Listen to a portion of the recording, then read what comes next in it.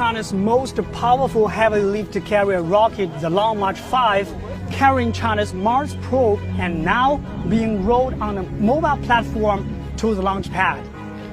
Today's heat, almost 34 degrees Celsius, can only be matched by the atmosphere of excitement right here. 有参加过这种火箭的发射吗？没有，这是第一次来靶场。第一次来靶场。那你对这次这个火星发射有没有什么期待呢？势必成功，一定成功。一定成功啊！ I have covered the launch of several rockets from Wenchang, but what makes the transfer of this rocket so special? In a few days, this Long March 5 carrier rocket will lift off China's Mars probe into orbit. The operator of the transit vehicle needs to be very careful to make sure the rocket and its valuable cargo will be positioned correctly.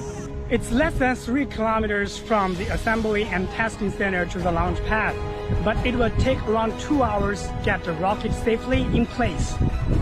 像法国航天局，像奥地利的航天机构，我们跟他们也都有合作，我们也搭载了他们的一系列的探测器，有效载荷。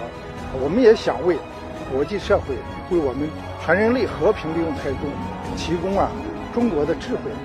中国方案。那这次这个火星探测，你觉得跟我们普通人有什么关系？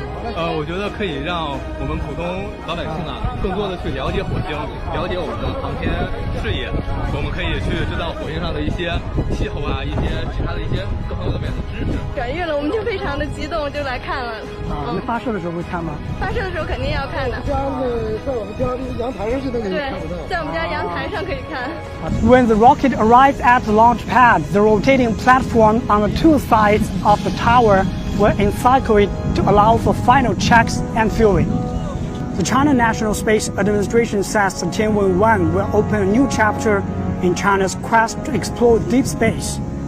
Wu Lei, CGTN, Wenchang Space Launch Center.